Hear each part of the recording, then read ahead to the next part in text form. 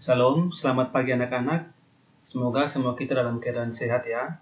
Pada pertemuan hari ini, kita akan melanjutkan pembahasan materi kita mengenai minyak bumi.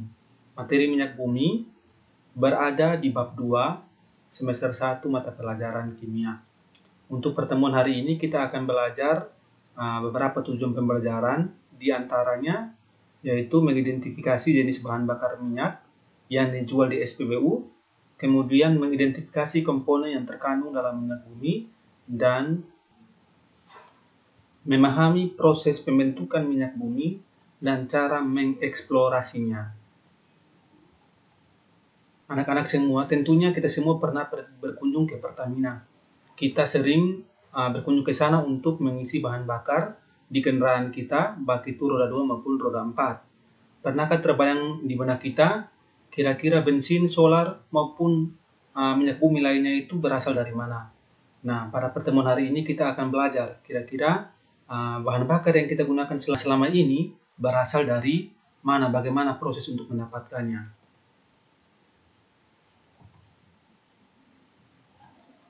Yang pertama adalah proses terjadinya minyak bumi.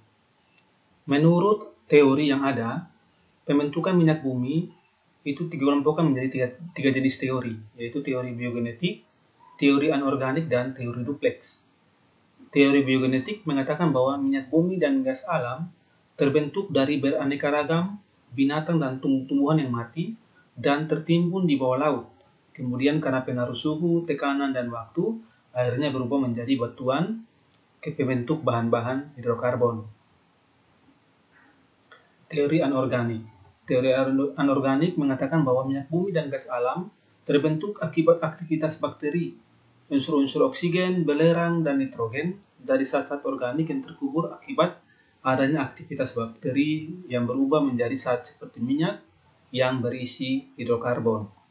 Kemudian, menurut teori duplex, minyak bumi terbentuk dari jasad terendik yang berasal dari hewan atau tumbuhan yang telah mati, lalu jasad terendiknya terbawa air sungai bersama lumpur dan akan berubah menjadi bintik-bintik dan gelembung minyak atau gas.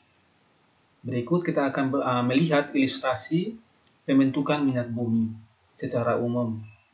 Anak-anak bisa melihat bahwa yang pertama, ganggang hidup di danau tawar atau juga di laut itu akan mengumpulkan energi dari matahari dengan proses fotosintesa. Kemudian yang kedua, setelah menyerap sinar matahari, ganggang yang mati akan terendapkan dan terkumpul di bagian dasar bercampur dengan batuan induk. Batuan induk atau source rock di sini. Kemudian proses selanjutnya, setelah dia terkubur dengan source rock di situ, maka source rock terkubur di bawah batu-batuan lainnya. Proses pemburuan itu berlangsung jutaan tahun, tertutup salah satunya oleh batuan reservoir. Di sini batuan reservoir ada dilambangkan dengan R. Di sini alga yang sudah mati menyatu dengan source rock itu akan tertimbun lagi oleh reservoir karena proses alam yang terjadi secara bertahap yang berlangsung selama bertahun-tahun. Dan karena adanya gradien geotermal, suhu batuan induk semakin panas, maka akan terjadi proses pemasakan di sini. Tahapan yang keempat yaitu source rock, di mana ada terkandung unsur karbon yang terkena panas akan bereaksi dengan hidrogen, di mana merupakan penyusun inti dari senyawa hidrokarbon. Ketika mereka berinteraksi akan membentuk senyawa hidrokarbon, diantaranya ada metana, etana, dan lain sebagainya. Minyak yang terkandung hidrokarbon akan bermigrasi dari batuan induk atau source rock tadi dan terperangkap dalam jebakan. Dan selanjutnya akan digunakan untuk mendapatkan minyak bumi. Yang akan kita pelajari bagaimana cara untuk mendapatkan minyak bumi. Komponen minyak bumi. Seperti yang sudah disampaikan di awal, yang kita bahas tadi bahwa komponen minyak bumi tersusun atas senyawa hidrokarbon. Nah, komponen minyak bumi diantaranya senyawa hidrokarbon, alifatik rantai lurus. Kemudian ada senyawa hidrokarbon bentuk siklik, kemudian senyawa hidrokarbon alifatik rantai bercabang, dan senyawa hidrokarbon aromatik. Yang ketiga, pengolahan minyak bumi. Pengolahan minyak bumi ada beberapa tahapan. Yang pertama adalah dengan cara destilasi atau penyulingan. Destilasi merupakan pemisahan campuran senyawa berdasarkan perbedaan titik didih komponen penyusunnya. Jadi, pada proses destilasi juga terjadi beberapa tingkatan, yaitu yang pertama destilasi tahap pertama.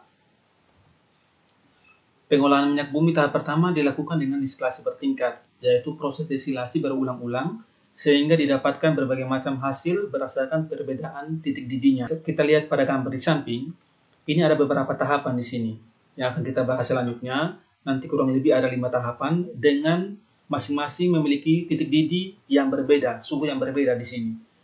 Nah, hasil pada proses destilasi bertingkat ini meliputi fraksi pertama, yaitu menghasilkan gas yang pada akhirnya dicairkan kembali dan dikenal dengan nama LPG. Kita lihat di sini pada tahap pertama dengan suhu 20 derajat dia akan menghasilkan LPG di sini atau liquefied petroleum gas. Kemudian pada tahapan kedua itu disebut dengan nafta atau gas bumi, di mana nafta tidak dapat langsung digunakan pada suhu 70 derajat di sini ya, tidak langsung digunakan, tetapi akan diolah lebih lanjut pada tahap berikut, yaitu tahap kedua menjadi bensin atau premium atau bahan petrokimia lain yang bisa digunakan seperti bahan bakar yang bisa kita gunakan untuk kendaraan kita. Kemudian pada fraksi yang ketiga, yaitu fraksi tengah, selanjutnya dibuat menjadi kerosin atau minyak tanah dan aftur. Hari ini kita telah mempelajari bagaimana cara untuk mendapatkan minyak bumi yang terkandung atau terkubur di dalam lautan. Kemudian fraksi yang keempat, yang sering disebut sebagai solar, digunakan sebagai bahan bakar mesin diesel. Nah, di sini kurang lebih suhunya itu 270 derajat ya tadi ya. 270 derajat pada tahapan atau fraksi keempat. Kemudian fraksi terakhir atau fraksi kelima disebut juga sebagai residu yang berisi hidrokarbon rantai panjang dan dapat diolah lebih lanjut pada tahap kedua menjadi berbagai senyawa karbon lainnya dan sisanya sebagai aspal dan lilin. Kita lanjut ke tahapan kedua. Pada tahap kedua, itu ada dikenal dengan proses cracking, kemudian proses ekstraksi, proses kristalisasi, dan proses treating. Nah, pada proses cracking juga, nanti ada beberapa tahapan. Proses cracking merupakan, atau peringkahan, merupakan proses di mana terjadi perubahan struktur kimia senyawa-senyawa hidrokarbon yang meliputi pemecahan rantai, kemudian ada alkilasi atau pembentukan alkil, polimerisasi, reformasi, dan isomerisasi di sini. Nah, untuk proses cracking itu ada terjadi 3 proses, yaitu yang pertama peringkahan termal, itu melibatkan suhu dan tekanan tinggi. Kemudian proses kedua itu peringkahan katalitik, melibatkan suhu atau panas dan katalisator.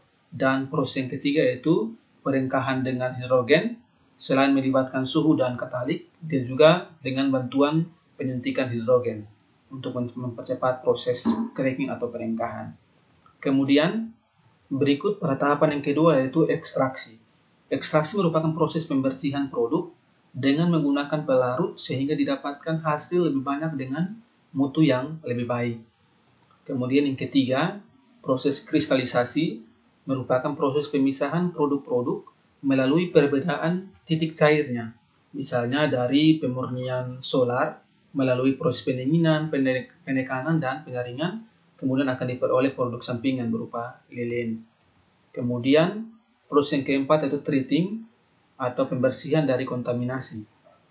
Pada proses tersebut, pengolahan tahap pertama dan tahap kedua sering terjadi kontaminasi atau pengotoran. Kotoran-kotoran tersebut harus dibersihkan dengan cara menambahkan soda kaustik atau natrium hidroksida, tanah liat, atau hidrogenase.